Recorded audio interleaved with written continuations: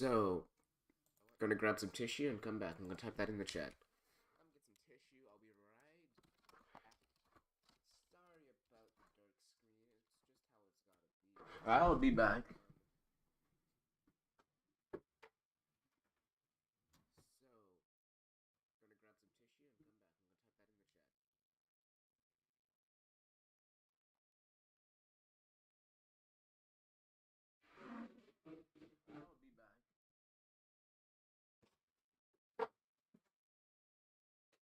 Alright. Alright. Okay.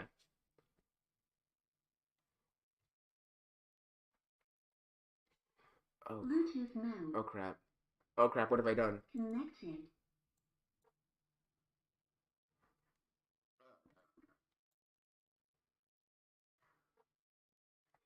We'll be fine. Okay, so. One sec, I'm gonna set this up live. Because why not? Two things. We're gonna get a picture. I'll let you. Well, I need to write the title, so it's no real point in trying to make y'all guess. But basically, what I'm going to do today. Yeah, let's see. I don't want to open link. I want to open image. Let's see. Open image, a new tab. Okay. That is not the image I want. That this was 5,000 by 3,000. That's not close to what that is. Okay, let's see. This picture works for me. Open image, a new tab. Perfect. Okay. So we're just going to turn on display capture. Okay. Wait. Move this out. Let's actually center it. It's beautiful. Okay, so I know there's a little black on the edges, but we're just gonna have to deal with that. So didn't know. I believe Zach, we're blacking out real quick. I'll be explaining this as we're in this darkness. So basically, today is when the Titanic sank. Well, today and tomorrow. So Titanic sank. I think it was around like 2 a.m. to like I don't know 11 p.m. to 2 a.m. GMT. So GMT to EST. Let's see, GMT to EST. All right. Oh, sorry, EDT. It's daylight savings because okay, so daylight. There we go. So right now it would be 2 a.m. Means the Titanic is current. Wait, is it? No, I'm bad at reading this. Bad at reading this. Okay. Be 4, 5, almost 5. It's 5 a.m. GMT. And when did the Titanic sink? Sink like between. I need a time. I don't need a day. I need a time. Okay, 2 a.m. And it just so happens that 2 a.m. was an hour ago. Okay. So it's about 2.5 hours after it sank, and you know what? That's okay. So I'm gonna be reading "I Survived," the sinking of the Titanic, 1912, to not celebrate. Celebrate's the wrong word. Commemorate the occasion of the Titanic hitting an iceberg and going under. All right, live, because I'm not gonna film a video for this. I've been working on a massive project, which is why I haven't released a video in a while, but don't worry. Probably gonna release more music. Then I'm gonna release a bunch of very cool adventure videos, because it's spring break, and then we'll do that. Let's see. Acknowledgements, I'd like to thank... Okay, Chapter 1. Monday, April 15th, 1912, 2 a.m. Sorry. On the deck of the RMS Titanic. The Titanic was sinking. The gigantic ship had hit an iceberg. Land was far, far away. 10-year-old George Calder stood on the deck. He shivered because the night was freezing cold. And because he was scared. More scared than he had ever been before. More scared than when Papa swore he'd send George to the army school, far from everything and everyone. More scared even than the time the Black Panther chased him through the woods, back home in Millerstown, New York. The deck of the Titanic was packed with people. Some were running and shouting, "Help us! Take my baby! Jump!" Some just plain screamed. Children cried. A gunshot exploded across the deck, but George didn't move. "Just hold on," he told himself, gripping the rail, like maybe he could hold up the ship. He didn't look down at the black water. He kept his eyes on the sky. He had never seen so many stars. Papa said Mama watched over him from heaven. Could Mama see him now? The ship lurched. "We're going down," a man said. George closed his eyes, praying this was all a dream. Even more terrible sounds filled the air. Glass shattering, furniture crashing, more screams and cries. A bellowing sound like a giant beast was dying a terrible death. George tried to hold the rail, but he lost his grip. He tumbled, smashing his head on the deck. And then George couldn't see anything. Even the stars above him seemed to go black. What a suspenseful opening, I gotta say. Is anybody watching this? Good. I don't want anybody to watch this. Chapter 2, 19 hours earlier. Sunday, April 14th, 1912. 7:15 a.m. First class suite. B deck. RMS Titanic. George woke up early that morning, half expecting to hear Papa calling him for chores. But then he remembered the Titanic. He was on the greatest ship in the world. It was their 5th day at sea. George and his 8-year-old sister Phoebe had spent 2 months in England. I gotta read this with less suspense. I mean, we're in the good part right now. Had spent 2 months in England with their Aunt Daisy. What a time they had. As a surprise for George's 10th birthday, Aunt Daisy took them to see the Tower of London, where they used to chop off your head if the king didn't like you. I'm sorry, I lost my voice because I was at an event earlier today. And now they were heading back to America. Back to Papa on their little farm in upstate New York. George had gotten out of bed and knelt by the small round window that looked out to the ocean. "Morning," said Phoebe, peering through the silk curtains of her bed and fumbling for her spectacles. Her curly brown hair was practically standing straight up. "What are you looking for?" George had no smile.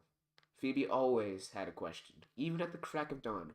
Maybe that's why she was the smartest little sister in the world. "I thought I saw a giant squid," George had said. "And it's coming to get us." George rushed over and grabbed Phoebe with wiggly squid arms. She curled up into a ball and laughed. She was still laughing when Aunt Daisy came in. Even in her robe and slippers, Aunt Daisy was the prettiest lady on the whole ship. Sometimes George couldn't believe she was so old. 22. Dang. Wow, just roasted. Okay. "What's this?" Aunt Daisy said. "You know the rule. No having fun without me." Phoebe sat up and put her arms around George. "Georgie said he saw a giant squid." Aunt Daisy laughed. "I wouldn't doubt it. Everyone wants to get a look at the Titanic, even sea monsters." George halfway believed it. He never imagined anything like the Titanic. Aunt Daisy called the ship a floating palace. But it was way better than the cold and dusty castles they had seen in England. They had 3 whole rooms, one for Phoebe, one for George, and one for Aunt Daisy, and one for sitting around and doing nothing. Oh, wait, sorry. They had 3 whole rooms, one for Phoebe and George, one for Aunt Daisy, and one for sitting around and doing nothing.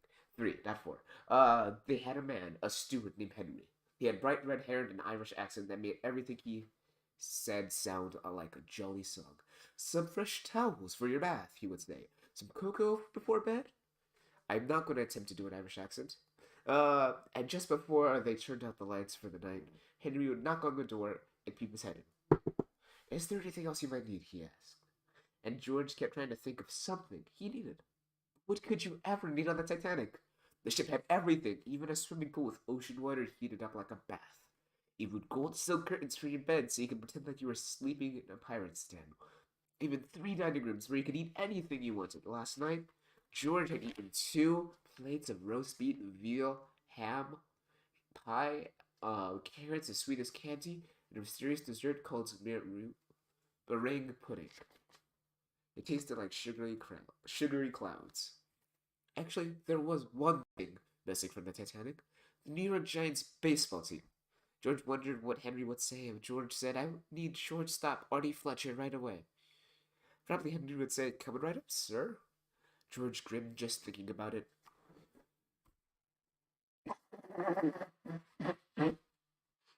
Okay.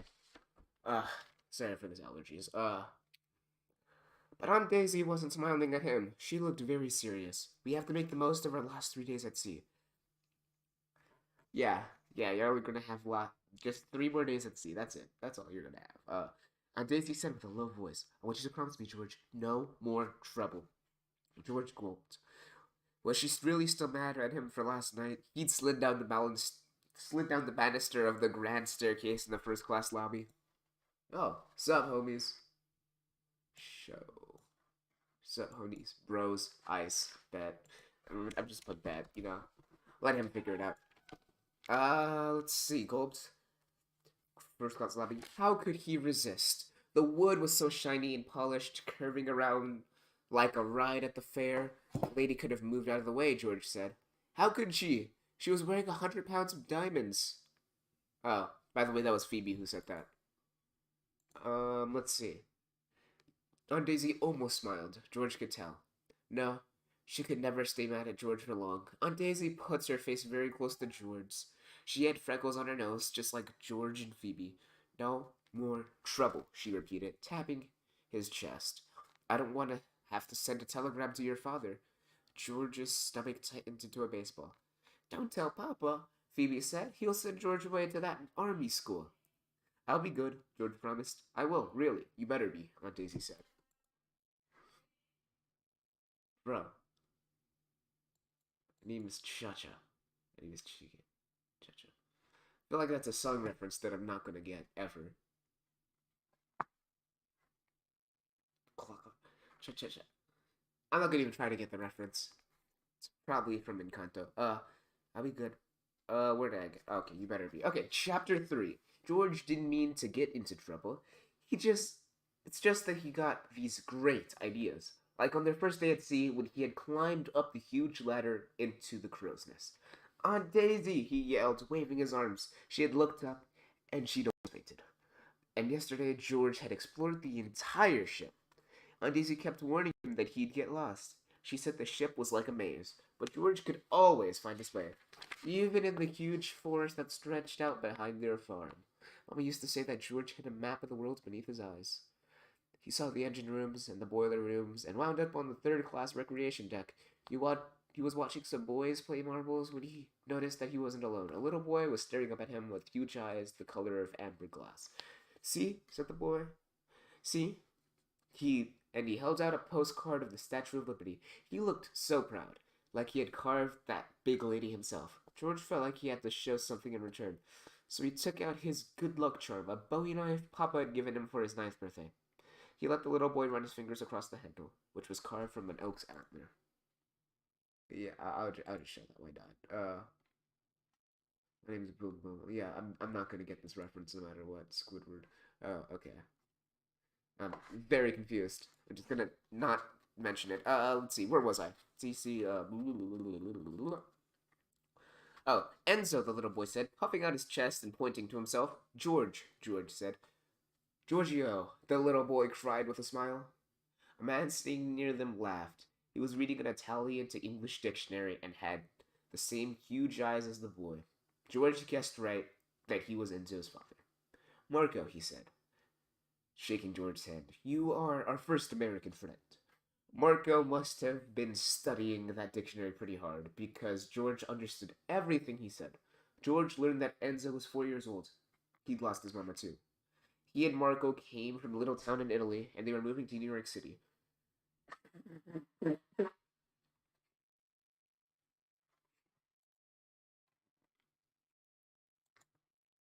You know what? I'll join in. What's this? Boom. There. Where was I? Ah, yeah. Um, George told Mark. George told Marco about their farm and their trip and explained. Why do I even try?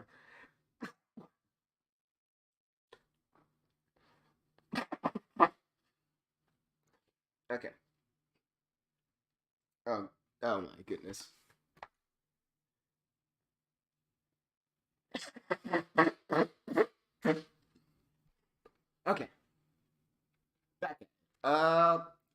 George told Marco about their farm and their trip, and explained that any decent person living in New York had to be a Giants fan. For some reason, Marco thought that was funny. When it was time for George to leave, Enzo got upset. Very upset. Giorgio, he howled loud enough for the entire ship to hear. People stared and put their hands over their ears. Marco promised that they'd see George again, but Enzo wouldn't quit howling. George had never heard anything so loud. By the time Enzo let go of George's leg, George ran up back to the suite. Aunt Daisy was practically howling too. I thought you fell overboard, she cried, but even then she wasn't really mad. She didn't get really mad until last night. The lady screamed when George came sliding down the banister, like he really was a giant squid. Yeah, no, I'm not, nah, look, bro.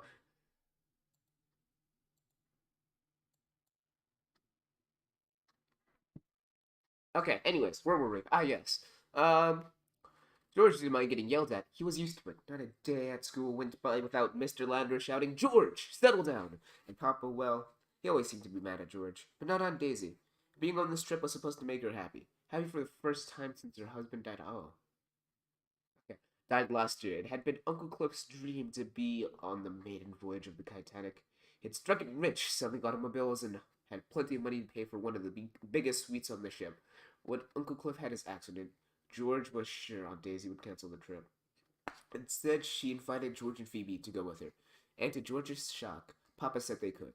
Your aunt is going on this trip to find a little peace, he said to George. I expect you to be a perfect gentleman. And if he wasn't, George knew he'd be shipped off to that army school for sure. Papa had been talking about that place ever since George had brought that 2-foot rat snake to school to show Mr. Lambert, because they were studying reptiles. Ah, absolute shade. So you're gonna talk about? Are you gonna talk about Electro or not? I mean, you can't just say that and then not talk about Electro. Let's see. Uh, and if he wasn't, George had been the perfect. George had been perfect for the whole time in England. He'd let Aunt Daisy drag him to a fancy clothes store for a new pair of boots. He even learned to drink tea without spitting it back in the cup. But well, the Titanic. The ship gave him so many great ideas, but now he'd really be perfect. No more ideas for the rest of the voyage. Phoebe wasn't taking any chances with George. I'm not letting you out of my sight, she announced after they finished breakfast. I'm your guardian angel. I didn't know angels wore spectacles, she said, tugging on one of Phoebe's curls. The smart ones do, Phoebe said, grabbing George's arm. She offered him a lemon drop from the little silver tin she'd been carrying around since London. George made a face. I guess we're not going to hear anything about Electro. I'm disappointed. He hated those old lady candies. George wanted to go and find Marco and Enzo and hear more about Italy. He wanted to ride the elevators up and down. Hardly any other ship in the world had elevators. Better yet, he wanted to find Mr. Andrews, the ship's designer. Mr. Andrews had stopped at their table at dinner the first night. George thought he was just another boring millionaire coming over to kiss Aunt Daisy's hand. But Mr. Andrews was different. You built the Titanic? Said George. Mr. Andrews smiled. Not by myself. It took thousands of men to build her. But I did design her, that's true. He invited George and Phoebe to come with him to the first-class writing room. He unrolled the ship's blueprints across a long polished table. He was like looking at the skeleton of a giant beast. She's the biggest moving object ever built, Mr. Andrews explained. 14 stories tall, 45,000 tons of steel, and no longer than 4 city blocks. Dang. Arendt says nothing bad can happen to this ship. People say it's unsinkable. No ship is safe. No ship is safer, Mr. Andrews said. That is certainly true. Well, what a turn it took, didn't it? What a turn it took. What if that Titanic was hit by a meteor, said Phoebe, whose latest obsession was outer space. She was determined to see a shooting star before they docked in New York. Mr. Andrews didn't laugh or roll his eyes, like Mr. Landers did when Phoebe asked her questions. That's some confusing writing right there.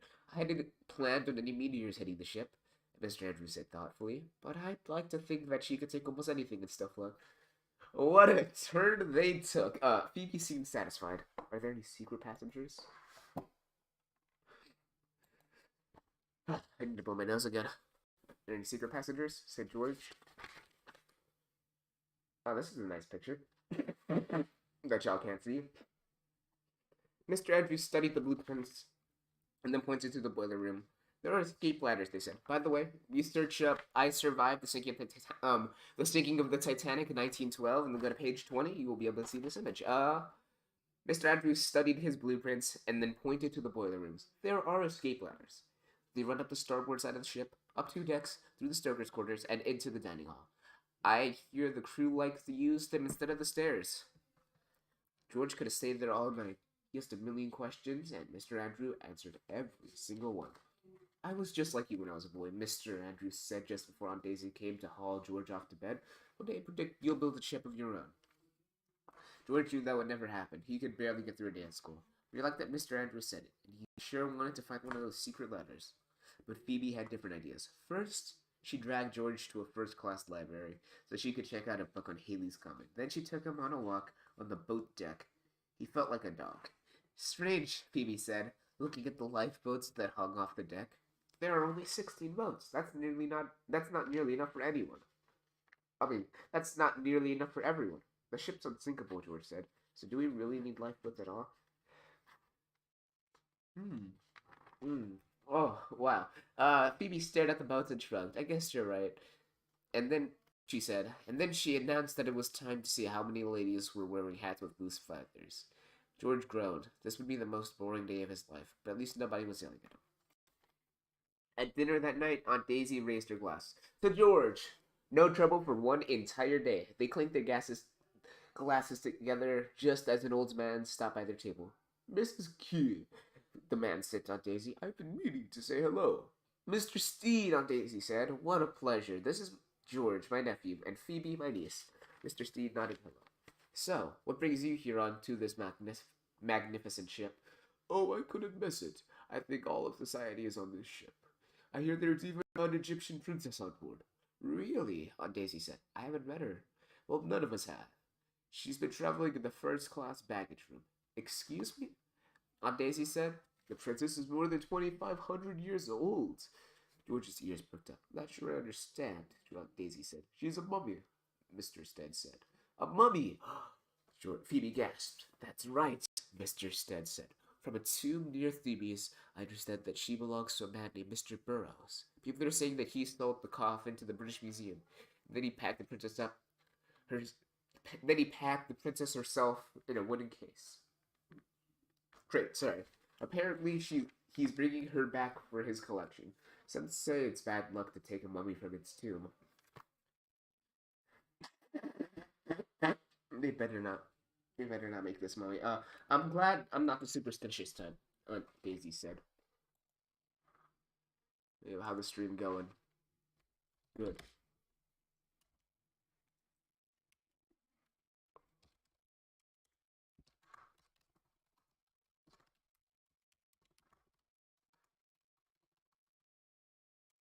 Ignore this. This is, that's Anime Wilson, and I lost his number. Don't worry about it.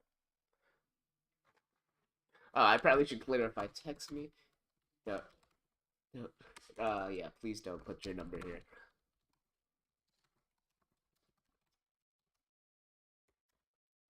Cool. Anyways, back to it. One sec. We'll be right.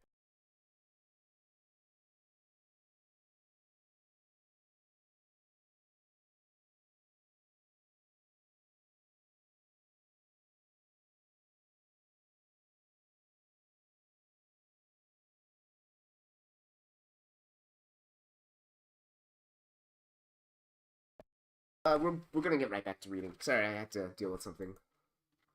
The people in the basement have been silenced.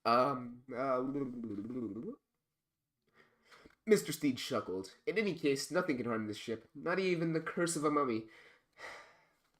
Mr. Steed tipped his hat and said goodbye. Mr. Steed is a very famous writer in England, Aunt Daisy said. You never know who you'll meet on the Titanic. Then it hit George.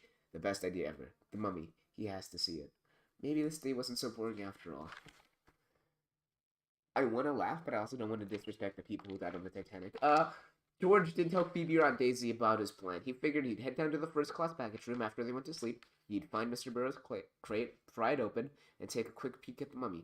He'd be back in bed and snoring away before anyone knew he was gone. It was almost 11:15 when Phoebe was finally asleep and the light was out under Daisy's door. George crept out of bed. He quickly got dressed, put his knife in his pocket he'd needed for prying the lid of the crate, and who knew, maybe there was a live cobra in the box too. George could hope, couldn't he? I don't think that's something you should hope for. George opened the door and peeked into the hallway. He wanted to avoid Henry, who seemed to have eyes in the back of his bright orange head. He wouldn't like George creeping around so late at night. The hallway was quiet. There was no noise, all except for a quiet hum of the engines. Rising up from the bottom of the ship, George loved that noise. It made him think of crickets in the woods at night. Look, my dog does things. Okay, in fact, being out here all by himself reminded him of the nights at home when he sneaked out into the woods while Papa and Phoebe were asleep. He'd head out when his mind was filled with restless thoughts about why Papa was mad at him, and why he couldn't try harder in school, and of course, Mama. Almost 3 years had passed since she died. George tried not to think about her too much, but some nights when he closed his eyes, he'd remember her smile, or her smell when she hugged him close, like fresh grass and sweet flowers. And that song she'd sing to wake George up in the morning. Awake, awake, it's now daybreak, but don't forget your dreams. Thinking about Mama was like standing close to a fire. Warm at first, but get too close and it hurt too much. Better to stay clear of those thoughts. Nothing cleared George's mind quicker than being in the woods. He never stayed out for more than an hour or two, except for that night back in October. George was heading back toward home when he heard a terrible sound, like a little girl screaming. He turned around, and in the dark he saw two glowing yellow eyes. That's terrifying. Some old timers said there were black panthers in the woods, but George never believed it. As the yellow eyes got closer, George could see the outline of the huge cat with two glistening fangs. George told himself not to run. He knew he'd never outrun the panther, but he couldn't help it. He ran as fast as he could. Branches cut his face, but he didn't slow down.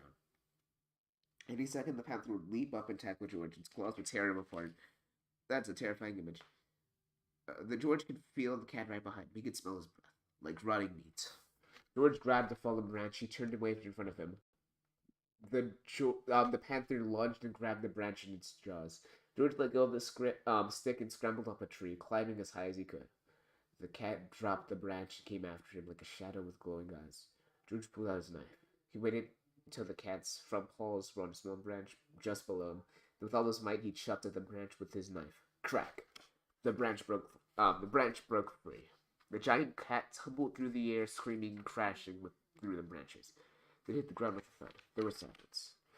And then the cat stood up, looked at George for a long moment, and turned and walked slowly back into the woods. He probably texted me. I'll get my phone eventually. Let's see. And then the cat stood up and looked at George for a long moment. George stayed in the tree until it was just about light and made it into bed just before Papa woke up. His friends at school refused to believe George when he told them, even when he swore on his heart. No way. Big fat lie. Next, you'll be saying that you've been signed up by the Giants. Their laughter rose around George, but it didn't bother him because right then he realized it didn't matter what they thought. George knew he'd face down the panther, and he'd never forget it. Alright. I tell a story about how I saw a coyote, but that's not nearly as cool as this. I saw the coyote saw me, I got scared, and I don't think it really cared about me, because it turned and walked back into the desert. Like, it took one glance at me and turned around and left. Like, I'm a little offended it didn't go after me. Like, am I not good enough for you? Am I not good enough for you, coyote? Looking for something better? You think a rattlesnake is better than me, huh? Yeah, so it literally did not care that it saw me. It's more like I was walking through, I was like, oh my god, and I saw it saw me, and left. End of story. That's it. That's all that happened. Didn't attack me, didn't come after me, I didn't run, because it left before I had the opportunity to get scared enough to run. Anyways, Just thinking about seeing the mummy made George happy. He went down 5 flights of stairs to the G deck and practically skipped along the long hallway toward the front of the ship. He ducked into doorways a few times to hide from the night stewards, but he had no trouble finding his way. Not like Phoebe, who got lost walking from the dining room to the washroom. Next time I'll leave a trail of breadcrumbs, like Hansel and Gretel, she said, their first day on board. How about lemon drops? George had suggested. Phoebe had giggled. The hold was in the very front of the ship, past the mail sorting room and the cabins where the stokers and firemen stayed. Too bad, George thought, that there wasn't time to sneak in and see the escape letters. Luckily, there were 2 more days at sea. George walked right through the doors of the first-class baggage room and down a steep metal staircase that led to the hold. All around him were crates and trunks and bags neatly stacked on shelves and lined up on the floor. It took him a minute to figure out that everything was arranged in alphabetical order by the owners' names and a few minutes to find the bees. And there it was, a plain wooden crate stamped with the words, Mr. David Burroughs, New York City, contents fragile. George smiled to himself. This was going to be easy. He took out his knife and started to pry open the lid. He worked carefully, prying each nail loose so he'd be able to close the key tight again when he had finished. Made about halfway when he heard a strange sound. The hair on his arms prickled. It was the same feeling he had the night of the panther, that someone or something was watching him. George stared around the crate, his heart pounding. And before he could even take a breath, something leaped out of the shadows and pushed him to the ground. George looked up, half expecting to see the mummy rising out of the crate, her arms reaching for George's throat. What he saw was almost as horrifying. It was a man with glittering blue eyes and a scar running down the side of his face. He grabbed George's knife out of his hand. The man was small, but very strong. I'll take this, he said, admiring it. Then he looked George up and down. So, trying to fill your pockets with some first-class loot? George realized that he must be a robber. George had caught him in the act. No. The man pointed to George's boot. Which trunk did you steal those from? Cost more than a third-class ticket, I'd say. I got them in London, he said. It's too late. And too late he realized he made a mistake. Ah, a prince from first class, the man had said with a hearty laugh. Just out here for a little thrill? What's your name? George, George said softly.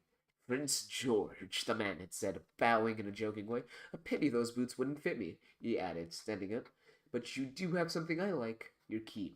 Always wanted to see one of those first-class cabins. There was no way George could let this man up to the Swede. He'd jump overboard before he let him near Aunt Daisy and Phoebe. There's a mummy down there, he blurted out. It's worth millions. It's in that crate. The man raised an eyebrow, not an eyeball. That'd be terrifying. George kept talking. I thought I could sneak it off the ship and sell it in New York, George lied. My father's business is bad. And I thought if I could sell it, the man looked at the crate. I like the way you think, he said. He waved the knife at George and told him not to move. Then he quickly worked the knife around the lid. Obviously, he'd done this many times before. He lifted the lid off the crate. Before either of them could look inside, there was a tremendous rumbling noise. The entire hold began to shake so hard that George almost fell. The shaking got stronger and stronger, and the noise louder and louder, like thunder exploding all around them. A trunk tumbled off a shelf and hit the scar-faced man on the head. The knife clattered to the floor, but George didn't try to get it. Here was his chance to escape. He spun around, ran up the stairs, and darted out the door. No, that was the moment when the Titanic hit the iceberg. And I feel like this is a good as time as ever to go on an intermission and say some facts about the Titanic. So,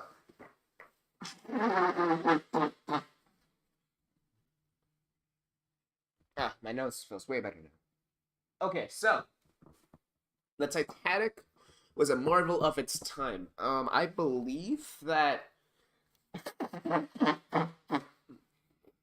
it was the most what's it called?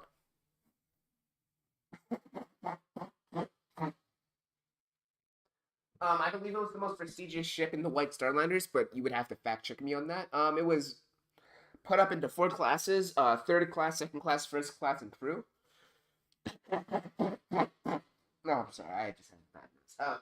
So third class was mostly made up of people who wanted to get on the Titanic but couldn't afford a ticket, and also people who are immigrating to America, and this is the classiest way to do that. So what they would do is they would buy a ticket to get on the Titanic, third class, because it was like the creme de la creme of ships to get to America. So that's how they would get to America. Also, another thing, um, the third classmen were normally locked into their area. Like, they weren't allowed to fully explore the ship. And there were gates that would lock. And if you ever watched the movie Titanic, yes, those gates were real. Now, they weren't always locked. And they were not locked the night of the Titanic sinking. But sometimes they would be locked because they didn't want the third classmen to try to sneak onto the second class or the first class. And also, so things like the baggage theft wouldn't happen. Make sense? Cool. Second class. Well, we don't have we don't have much documentation of the second class on the Titanic because the middle class was smaller back then. But like, assuming that you're not Jeff Bezos, um, this would have been where you or me would have. If we were on the Titanic, we would probably be second class because that's what the middle class was. But the middle class was rather small in the early 20th century, so not many second classmen there. But basically, the second class was just like a second-rate first class. It wasn't bad. It wasn't fantastic. It was in the middle, you know. And now first class were all the richest people. The richest man in Philadelphia was on. You would have to fact check that. I'm not 100% sure if that was true. You would get fine dining experience, alcohol, and I believe there was a Ritz hotel-based restaurant on board. The meals from the Ritz hotel-based restaurant didn't come with your ticket, but I mean, it was even fancier. It was like eating at a fine dining restaurant in America on a ship. Now, in the early 20th century, that was something to behold. So, another thing about the ship, the RMS in the Titanic's name is Royal Mail Ship. Yes, the Titanic was meant to send mail. Obviously, it was meant to send way more than mail because, you know, it was a massive ship. We don't need that much size for mail. But yeah, one of its purposes was to send mail across the Atlantic. So it was a way to immigrate to America, a fancy, amazing experience for first class, exquisite experience for first class, and a mail ship at the same time. Isn't that fantastic? Uh, what's another fact about the Titanic that I just know off the top of my head?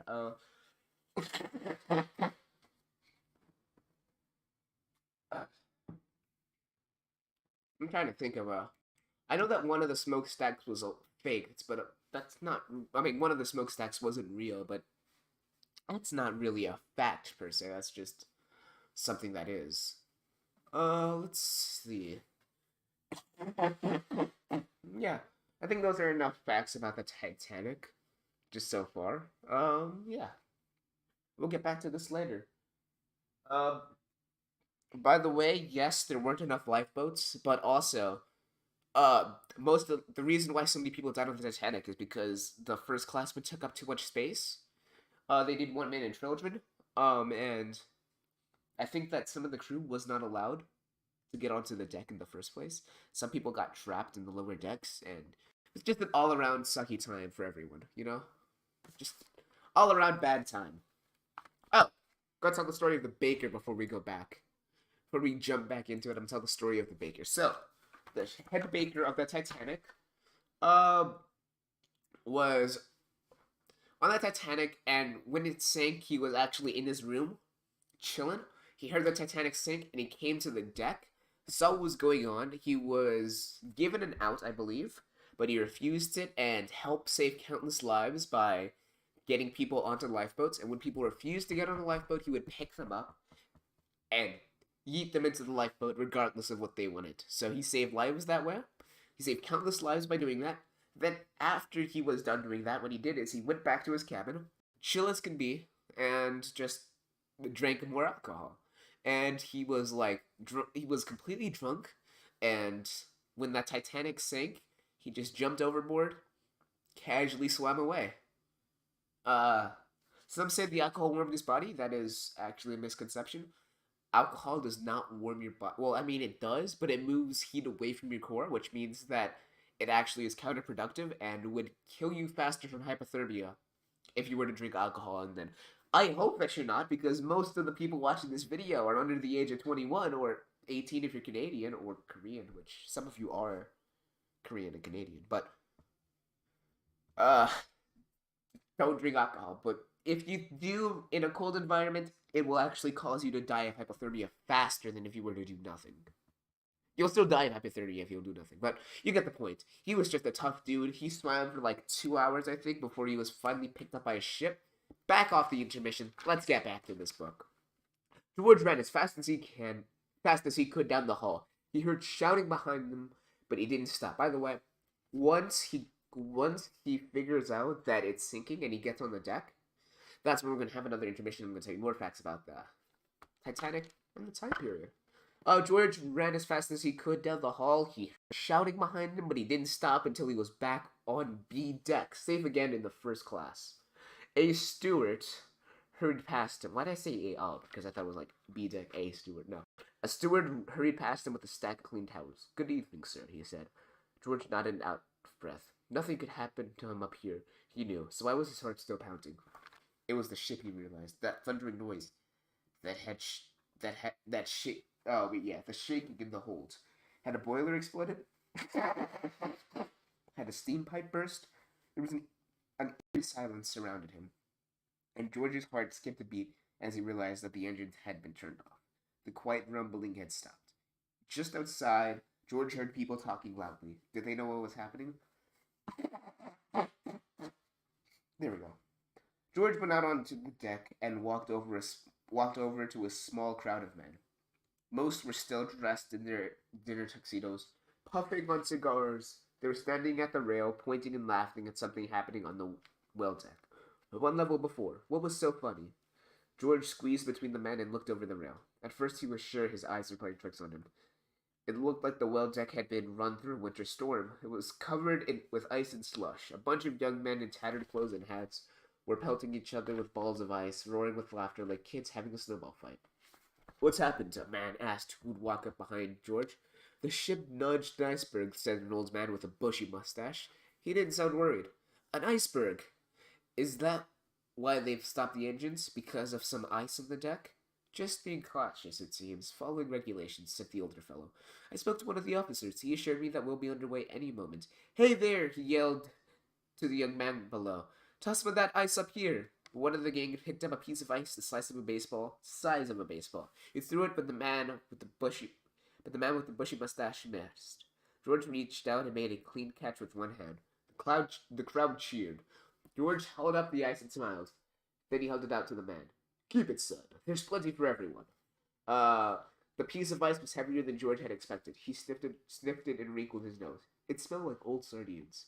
Rice balls came sailing up from below. The men jostled to catch them. Their laughter and cheers rose up around George, and the fear he'd felt in the baggage hold faded away. From here, on the deck of this incredible ship, George felt powerful. Nothing could hurt him on the Titanic. Not a meteor falling from space, not a giant squid, not the scar-faced man. George squinted out to the distance, hoping to see the iceberg, but the sea faded into darkness. His teeth were shattering now.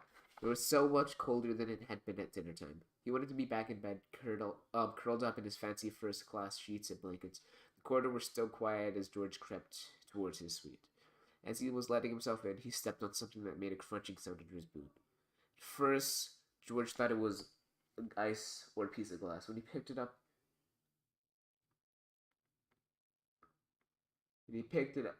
When he picked up his heel, he saw that the carpet was covered in yellow crystals.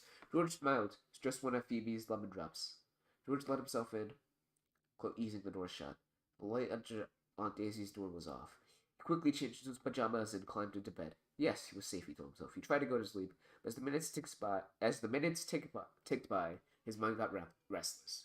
Him that his life was gone, forever, and the total silence of the ship seemed to press down on him.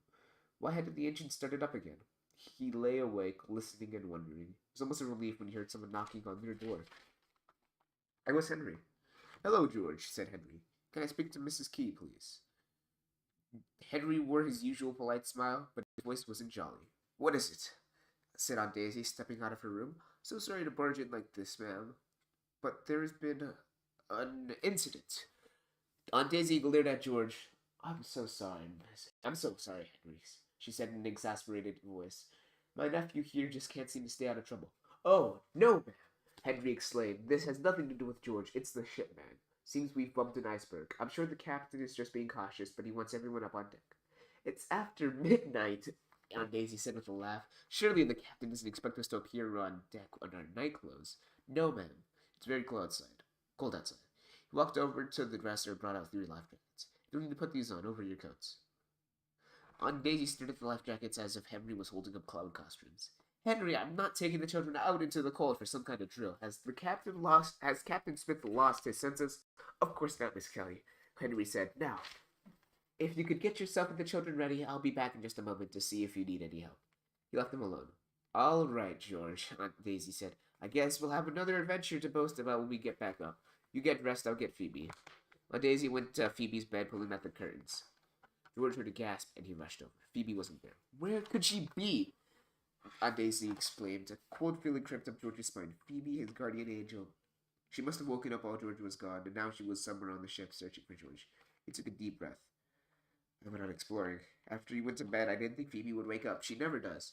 So she's out there looking for you, Aunt Daisy said. George nodded. She doesn't want me getting into trouble. Who's what? No one's watching. Okay, cool. I kept his eyes glued to the floor. Aunt Daisy should be furious with him, and Papa was right. George had no sense, not a lick of sense. How would they ever find Phoebe? But then George had an idea, that lemon drop in the hallway. Could it be? He ran into the corridor, which is still empty. It seemed George wasn't having much luck getting people out of bed and up into the deck. George ran a little ways down the hall. There. Here down a little further. Yes, another lemon drop. Phoebe, his smart sister. Aunt Daisy came up behind him. She's left a trail of lemon drops, George said. Aunt Daisy looked confused, like Hansel and Gretel. George explained. She left a trail so she could find her way back. George and Aunt Daisy scrambled to get dressed and put on their life jackets. Aunt Daisy brought Phoebe's warmest coat, and George carried the extra life jacket. They'd quickly find Phoebe and head up to the boat deck. And tomorrow morning, this would be a big joke to laugh at over breakfast. George thought that Phoebe had gone to the promenade deck, that she'd been woken up by the commotion with ice, and figured that George had gone out to see what was happening. When they got to the main staircase, they saw that the yellow glints were heading downstairs, not up to the deck. His heart sank. Phoebe had headed down to the first-class baggage hold because she knew George wanted to see them. Of course she'd known. Phoebe could read his mind. I'm sorry, I'm getting farther and farther away. Can you guys hear me back here? Sound test, 1, 2, 1, 2. You guys can, but it's probably faint. Sorry about that. Let's see. Chill went through George's bones. One of the scar-faced man was lurking in the baggage hold when Phoebe got there. He ran past him on the stairs now. Aunt Daisy called after him, but he didn't slow down. When he got to the G deck, there was a gate stripped across the doorway. This wasn't there when I came down. He tried to pull it open, but it was locked. Just on the other side, there was a mob of people looking restlessly. Third-class passengers from their looks and their worn clothing. Oh, look! Aunt Daisy said, pointing at one of the Phoebe's candies glinting on the floor on the other side of the deck. Just the wolf. She's down there, pardon me, she called to the stewardess in front of the crowd.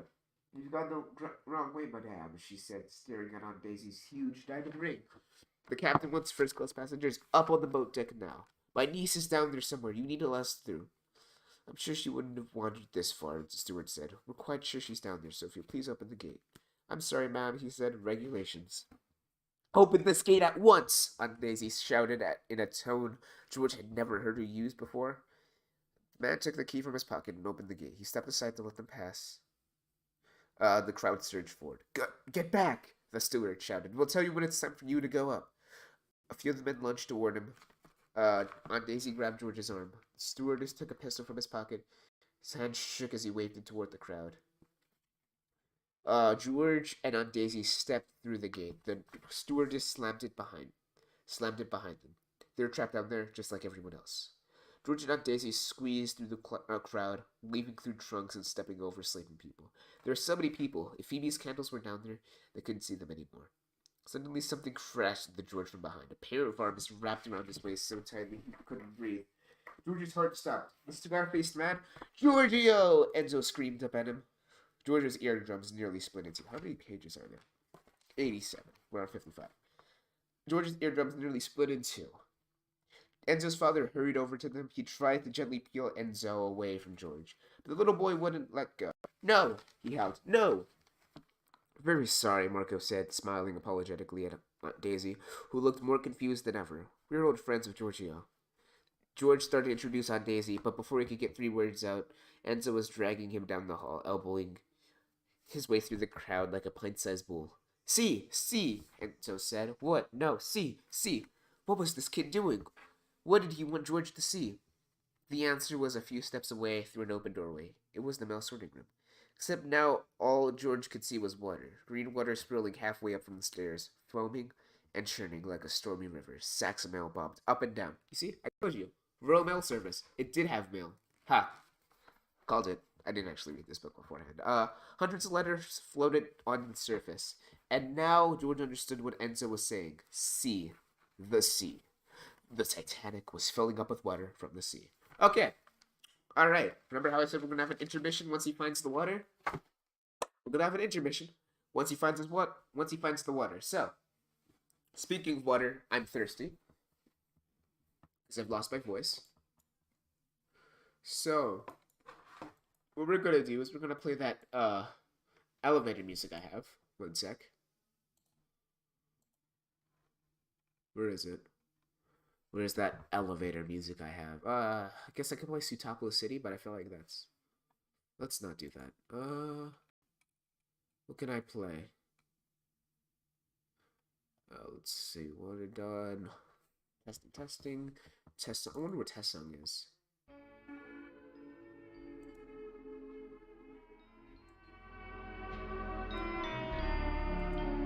No. We're not gonna listen to that. Let's see. Soonlight Manada, is that the backwards one? That is the backwards one. Okay. Testing. Testing. 1, 2. Got it. Okay. The Boken Bliss. No. Servine? Wonder what that is. Hi, my name's the servant. Oh, yeah. Remember that. Practice 1? Ooh, practice 1.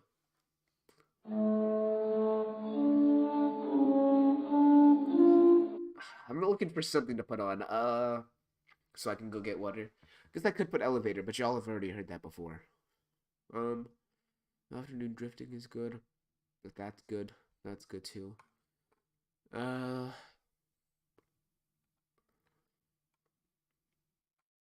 trying to think. What's a good song to put on?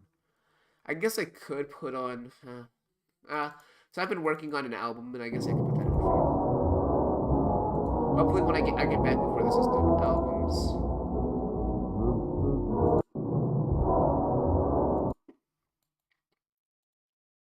Let's do that, and then display capture. Computer. Play.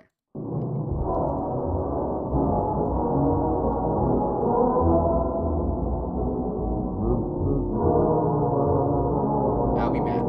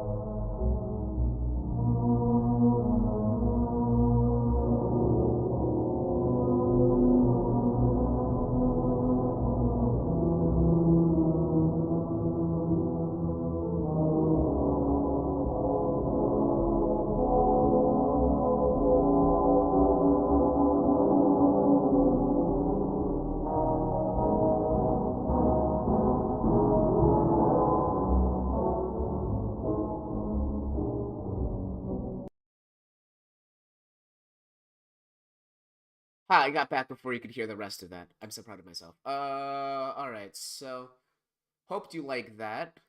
Probably didn't. Let's see. We're back here. Fantastic. Is anybody watching? Good. So, unsinkable. George whispered those words like a prayer, over and over in his mind.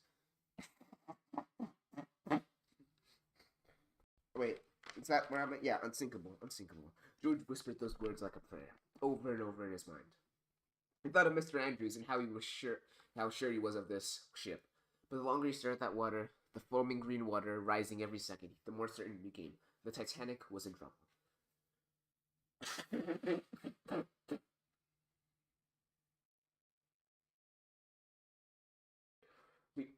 Let's see. We must go up, Marco said to Aunt Daisy. We find a way. But she shook her head, holding up Phoebe's bright blue coat and her life jacket. My niece, Phoebe, Aunt Daisy said. She's down there. George could see that she was fighting back tears. George had never seen her look so sad and helpless. Not even when Uncle Cliff died. She came down here looking for me, George said. We can't find her. Marco's amber eyes became very intent. An idea, he said. He knelt down and spoke to Enzo in Italian. The boy smiled and nodded. Then Marco hoisted the little boy up on his shoulders, and Enzo took a huge breath and screamed, Phoebe! Phoebe! People stopped talking and stared up at the boy with the foghorn voice. Phoebe! Phoebe! The hush fell over the crowd. George heard a faint voice. I'm here! I'm here! The crowd parted and Phoebe appeared, her spectacles crooked, her face pale. She staggered forward and threw her arms around George, burying her face in his chest. I found you, she whispered. George didn't bother arguing over who did the finding, and anyway, his words were stuck in his throat, so he just held her tight. It took some time for Phoebe to calm down enough to tell her the story. That yes, she had been looking for George and heading for the baggage hold, and that she got caught up in the crowd of people rushing toward the back of the ship. It was like a stampede, she said, as Phoebe talked. Aunt Daisy helped her to her coat and life jacket. Enzo held Phoebe's hand like they were old friends. And the strange thing was, kind of, that it felt that way, like they'd known Marco and Enzo forever. Maybe that's what happened when he got trapped in a floating ship together. George started feeling calmer with Phoebe close to him. Then came a deep booming sound, like a kind of groaning that.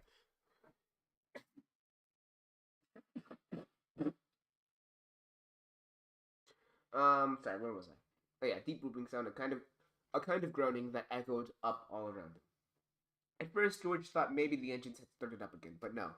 This wasn't the sound of the Titanic's mighty engines. The entire ship catapulted forward. People fell, toppling like dominoes.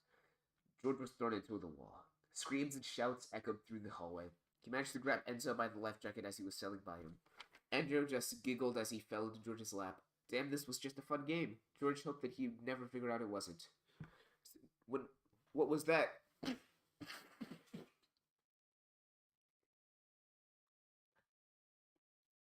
I'm allergic to cats. Everyone in my school has cats. You can see the issue here. What was that? Phoebe gasped, digging her fingers into George's arms. Nobody answered, but they all knew. The Titanic was sinking. How will we go up? Marco said. How? Aunt Daisy said. Wait, sorry. The Titanic was sinking. We will go up, Marco said. How? Aunt Daisy said. Phoebe grabbed George's arm. You, Georgie, she said. What? George said. Phoebe's right. You know the ship better than anyone. She turned to Marco. He's explored every inch. George couldn't believe it. They were counting on him? What if he made a mistake? What if they all got lost? You can do it, Phoebe whispered. And so George closed his eyes, picturing Mr. Andrews' blueprints in his mind. And then he remembered. The escape ladders. He remembered what Andrews had told him. The escape ladders are in the stoker's quarters, and they run up 3 decks. He pointed towards the front of the ship. This way, he said. There was no crowd here, just abandoned trunks and suitcases, and water. It was seeping into the hallway. From under the doors of some of the cabins, no wonder the people were trying to push their way upstairs. Probably known right away that the ship was in trouble at the bottom decks were flooding. The door of the stoker's quarters was locked. Marco handed Enzo over to George and rammed the door with his shoulder, breaking the lock. George rushed inside and went to the back of the wall. And there it was. A ladder bolted to the wall, just like Mr. Andrews said it would be. It came through the floor and shut straight up through the opening of the ceiling. George almost laughed with relief. Bravo, George, Marco said. Bravo, Giorgio, Enzo said, clapping. George hopped up onto the ladder with Phoebe and Aunt Daisy at his heels. George was worried about Enzo, but the little guy scrambled like a monkey right ahead of Marco. They came up in a small dining room that meant for crew members, and George led everyone down a long second-class corridor, up the grand staircase, and finally out onto the crowded boat deck. Neato. They'd made it. An officer came hurrying over to Aunt Daisy. Madam, there is a lifeboat allowed to leave. You and the children must come at once. The man looked at Marco. Women and children only, sir, he said somberly. I'm afraid you'll have to stay with the other gentlemen. Yes, I know. Phoebe had been right. There weren't enough lifeboats. Not nearly enough. What happened to all these men on the deck? There were hundreds of them. And what about the crew? And those people down on the G deck? George's heart was pounding so hard he thought it'd break into his chest. He felt dizzy and sick. Marco got down on his knees and spoke very quietly to Enzo. Enzo nodded. Marco kissed him on the forehead, and then Enzo ran over to Aunt Daisy, and she picked him up. I say he will go on a special boat ride. I say you will not lead him. Aunt Daisy nodded, her eyes welling with tears. I promise you that. Marco and Aunt Daisy looked at each other. Neither of them said a word, but a whole conversation happened with their eyes. Phoebe was really crying now, looking away so Enzo wouldn't see. George felt like someone was choking him. Come on now, the officer screamed. And so they left, and when Marco turned around for a few seconds later, he was gone. The officer led him through a crowd of men, just inside the ship, where a lifeboat hung just over the side. It was packed with people, all women and children except for two sailors who stood at either end. The officer helped Phoebe over the rail, then one of the sailors reached over and pulled her into the boat. George helped Enzo, who tumbled in next to Phoebe. And Daisy had a hard time climbing over in her skirts, but George held her hand, and she finally made it in. Now it was George's turn, but as he took a step over the railing, someone pulled him back roughly. No more room, the officer said. Women and children only. Lower away, he called. No, called Aunt Daisy, standing up in the boat. He's only 10 years old. Wait. The lifeboat rocked and almost tipped over. A lady shrieked. You will drown us all, a woman shouted. Sit down or I'll throw you over, the sailor said. Now Phoebe was screaming too. Enzo howled. George was too shocked to move. Phoebe leaped up and grabbed hold of one of the ropes. She was trying to climb out of the lifeboat back to George. She gasped as her hand slipped and she dangled over the sea. A sailor grabbed her around the waist and threw her into the boat. And then the boat slid down on its ropes and splashed into the water. Aunt Daisy and Phoebe were shouting up at him as sailors rowed the boat away. George stood there at the rail, watching his entire body shake. He stood there for what felt like a long time, after the boat disappeared into the darkness. He couldn't look down at the water, so he stared up at the sky, at all those stars. He closed his eyes and told himself it was a nightmare. He was really asleep in his suite. Or no, he was at home on the farm, in the bed, with Phoebe sleeping across the room and Papa sitting by the fire downstairs. He closed his eyes tighter. He tried to block out the terrible noises around him. He felt himself tipping to the side as he held tighter to the rail. He couldn't hold on to anymore. His hand slipped, and George fell, smashing his head on the deck. And then there was silence. Ooh, suspense. I like suspense. Alright, how many pages left? Oh, sorry, there's actually 96 pages. We're on 72. Quick math. 24 pages. Did I do my math correctly? I did my math correctly. Strong arms lifted George up, and he felt himself being carried away. Papa, he said. Papa? Why did his head hurt so much? Had the panther knocked him out of the tree? Was he sick with a fever like Mama? And whose voices was whispering in his ear? Giorgio, wake up. George opened his eyes. Marco's amber eyes shone down on him. This was no dream. He was not sick. The Titanic was sinking. The boat was completely underwater now, and the waves swept over the deck. Loud shears sailed past him and crashed over the side. People clung to rails. A few slipped and were swept overboard. Marco had wrapped one arm around the railing and the other one around George. It's time to go, Marco said. Go where? George said, even though he knew they were going into the water. There was nowhere else for them to go. Marco held George's arm as they climbed over the railing. When we jump out as far as you can, Marco said, away from the ship. George filled his lungs with the icy air. Jump! Marco cried. George pushed with his feet and leaped off the boat. He closed his eyes, imagining that he had enormous wings that would take him soaring into the sky. But then he hit the water, and down he went. And just when he was sure his lungs would pop, the ocean seemed to spit him back up. George sputtered. The water was so cold it felt like millions of needles were stabbing him. It hurt so much he couldn't move. Someone grabbed him by the life jacket and started dragging him away from the ship. It took George a few seconds to realize that it was Marco. He stopped to grab a door that was floating by. After helping George climb on top, Marco found a crate for himself. It wasn't big enough to keep his feet out of the water, but it was better than nothing. The crate had a rope attached to it. Marco tied it around his arm and handed the end to George. Hold tight, he said.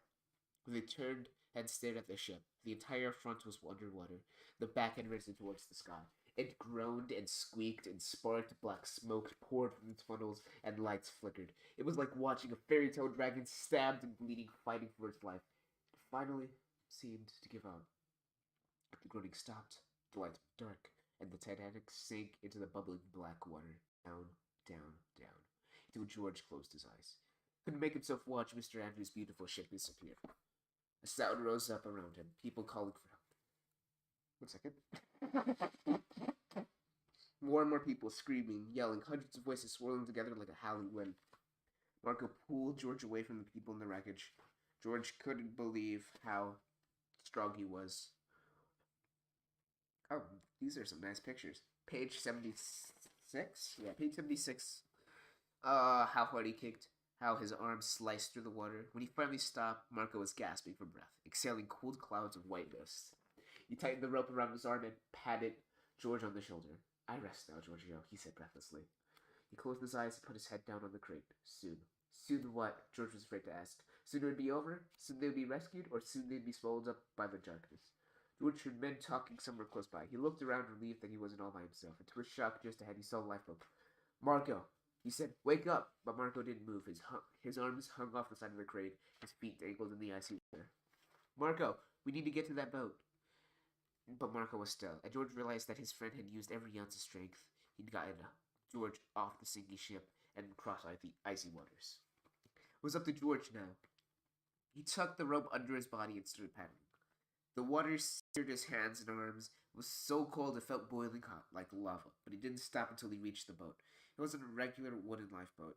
It was much smaller and made of canvas cloth. There were about 10 people crowded inside, mostly men. They all seemed dazed and frozen. Nobody spoke as George paddled up and grabbed hold of the side. But somebody pushed his hand off. Get back, a voice said weakly. You'll put us all in water. Please, George said. We need help. George put his hand up again, but again someone pushed it off. And so George pulled Marco to the other side of the mold. He tried again. Nobody helped him, but this time nobody stopped him. It took him over 3 tries when he managed to hoist himself over the side and tumbled into the boat. And now for Marco. He got up on his knees and leaned over, bracing his legs against the side of the boat as he grabbed Marco under the arms. He pulled, but Marco was attached to the crate by the rope. He tried again, yanking the rope and digging at the knot with his frozen fingers, but the knot was like rusted metal. George struggled. The water sloshed over the side of the boat. Just let him go, one of the men said weakly. It's hopeless. But George kept working on the rope, trying to break it away from the crate. He was pulling so hard that at first he didn't notice that Marco was slipping at sea. Please, somebody, can't you help us? A woman from the front of the boat climbed back to George. She wore a black coat, her head and face hidden by a floundered shawl. She pushed George aside and pulled something out of her coat, a knife. With a clean cut, she sliced the rope and helped George pull Marco into the boat. Her hands looked surprisingly strong. George fell back exhausted. Thank you, George said to the woman through his chattering teeth. The woman didn't say anything, and suddenly George noticed the knife, a Bowie knife with an elk-horn handle. George looked up under the shawl. 2 glittering eyes looked back at him. The scar-faced man. He had saved Marco's life. Without a word, he handed George his knife, and then he looked away. Alright, endgame now. The cold pressed down on George until it seemed to crush his bones. He huddled close to Marco, trying to keep them both warm. Marco barely moved. Some of the men sang softly, others prayed. Some made no sense at all. Hours went by. The sea became rougher, and every few minutes a wave splashed into the boat. George was drifting off to sleep when one of the men shouted, It's a ship! And sure enough, a bright light was heading towards them. No, another man said, it's just lightning. But the light was getting bigger and brighter. George stared at the light, afraid that if he even blinked, it would disappear. But soon he could see the outline of a gigantic ship steaming towards them. He whispered to Marco, who barely fluttered his eyes. He pulled his friend closer, rubbing his arms. It won't be long, he whispered. Hang on. As the sky brightened, George gaped at the scene around him. It was as if they had fallen through a hole in the ocean and come out on the other side of the earth. There were icebergs all around them, hundreds of them. Dang, so my voice is so gone that my accent's coming out. Hundreds of them, as far as George could see. I haven't had my accent come out of the YouTube video since, 2019? 19. Ah, that's funny. They sparkled in the golden pink light. They were so beautiful, but looking at them sent a chill up George's spine. As the ships got closer, George could see that it was just a passenger steamer, like the Titanic. Closer and closer it came until George could read its name, Carpathia. There were people crowded on the deck, looking over the railing. They were yelling and shouting and waving, but one voice rose above all the others, like a siren. Papa! Papa! Giorgio! Marco's eyes fluttered and he smiled a little. Enzo, he whispered. George could see the little boy waving frantically from, Aunt Daisy's arms. Phoebe stood next to them, waving, with the sunlight glinting off their spectacles. They're safe, Marco, George said. They've made it. George grabbed Marco's hand, and so did we. And then, this is just the aftermath. Let's talk about the time period, eh? So, the Ritz Hotel styled restaurant was based obviously on the Ritz Hotel. Which was a tippity-toppy, fancy schmancy hotel / ballroom of the time. If I had my record player in this room, I'd play a song that I have that was played in the Ritz Hotel, but I don't have it on me, so we won't do that. I think it left. Did it leave Philadelphia? I think on its last voyage, it left Philadelphia, then went there. Did it go to London? I'm not sure 100% if it went to London or not. I think that might be part of the fiction here, or maybe it's not. Anyways, on its return voyage, that's when it sank, obviously, when it was coming back to Philly. Obviously, it didn't make it to Philly. No, duh. If it made it to Philly, we wouldn't have this story now, would we? This happened from, I think, 11 Greenwich Mean Time, which is, like, the time, you know? It's the standard time. It runs through the UK. Yada, yada, yada, blah, blah, blah. That's when, if you're going to use a standard time, you're probably going to use GMT. Anyway, the Titanic sank from 11 p.m. GMT to 2 a.m. GMT. I'm not sure about seafaring laws, but I believe that maybe ships at the time used GMT as the standard time on board, since, you know, they're traveling over international waters. Maybe. Maybe they used it from the voyage that they were coming from. Maybe they used it for the voyage that they got there. But anyways, it was 11 p.m. to 2 a.m. That was the time frame that the Titanic sank in. Got it? Cool. Those first 2 days on the Carpathia were a blur. George mostly slept on a bed of blankets and pillows on the floor of the first-class lounge. But he sensed that Phoebe and Daisy never left his side. He sometimes heard Enzo singing softly to him in Italian, his breath hot on George's cheek. He heard Aunt Daisy and Phoebe talking about Marco, whose feet were badly frozen, about the Carpathia's passengers who couldn't do enough for them all, about the hundreds and hundreds of people who didn't make it out of the water. Slowly, George felt stronger, and on their last night at sea, he was able to go out on the deck with Phoebe. They sat on a bench, wrapped in a blanket. A stewardess came over and gave them each a mug of warm milk. Phoebe looked up the sky as she warmed her hands on her mug. I finally saw a shooting star when I was on the lifeboat. You can guess what I wished for. George reached out for her hand. Yes, of course he knew. She wished for $15 million and an overnight stay at the Ritz Hotel. I'm just kidding. It doesn't actually say, but it's very implied what she wished for. On the bench next to him sat two women. Both were crying. Probably they lost their husbands, or brothers, or fathers. There hadn't been enough wishing stars for everyone that night. Phoebe said that there were only about 700 of them made it out of the water. By the way, there were thousands of people on that Titanic. I believe like 4,000 to 6,000 people on that Titanic. Even just the third class had more passengers than 700. Most of the third class. I don't think that it was locked, but it wasn't locked. But I don't think that most of the third class made it on deck in time, because obviously they're the first person to get filled with water, and also, you know, pretty big ship. Anyways, back to this. Phoebe leaned in close to George. Her coat smelled like rosewater. A lady from the Carpathia had given it to her. Have you wondered, she asked quietly, if maybe there really was a curse? At first, George didn't understand that Phoebe was talking about the mummy. With all that had happened, George hadn't thought about it. Now it hit him. How strange it was that the ship had collided with the iceberg at the exact moment the scar-faced man had opened the lid of Mr. Burrow's crate. I guess we'll never know, George said.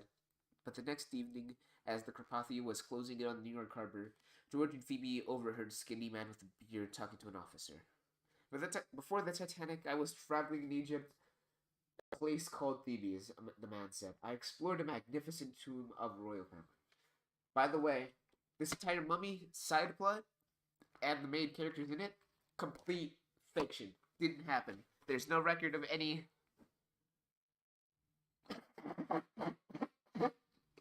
George or Phoebe or Marco or Enzo that the story took place in aboard the Titanic. It's historical fiction, which means that the author inserted characters into a historical, real-life scenario and then just let them do their thing, you know? It's like if I put Batman in the Holocaust. Okay, I'm not gonna say that. I'm not gonna get demonetized. Okay, I'm gonna say it. Screw it. Imagine if Hitler was walking down the streets of Berlin, and out of nowhere, Batman appeared behind him. Hitler said, "Who's there?" And Batman was like, "Justice," and that's how World War II ended. That would have been a good story, but that's not what happened. Let's see. Okay. My nose, man. Phoebe's eyes bugged out, and before George could stop her, she had marched over to the man. "Excuse me," she said. "Are you Mr. Burroughs?" "Yes, I am," the man replied. Phoebe took a big breath. "Mr. Burroughs," she said. "This might sound like a very strange question, but did you bring a mummy on board the Titanic?" The man looked at Phoebe. "A mummy?" he said. "Yes, we heard it was a princess." Mr. Burroughs' eyes were tired and sad. But he smiled a little. "My princess," he said. "Yes." "So there was a mummy," Phoebe exclaimed. "No, child," he said. "One should never take a mummy from a tomb. That is very bad luck. Princess was my cat. She passed away on my trip to Egypt, so I had her wrapped, so that I could bring her back with me. So the princess was a cat." "Yes," he said sadly. "The most beautiful cat." I should have read ahead before I started talking. "The most beautiful cat that had ever lived." 3 hours later, just after 9 o'clock, the Carpathia docked in New York City in a thunderstorm. There were thousands of people waiting on the pier, but the first person George saw as they walked down the gangplank was Papa. He rushed to George and Phoebe, grabbing them both, pulling them into them. Now, I'm bored. I want to go play some Roblox, so we're just going to stop there, because it's just a blah, blah, blah sentimental, conclusion. We don't need that. We're the smug leaves here. We're smug, we're mean, and we have a bunch of mugs. I think. Is that... Yeah, let's go with that. We are smug leaves, which means we leave before the book ends. And also, if you want to figure out how the book concludes, buy the book. Buy it. Go ahead and buy it. See ya. Oh, right.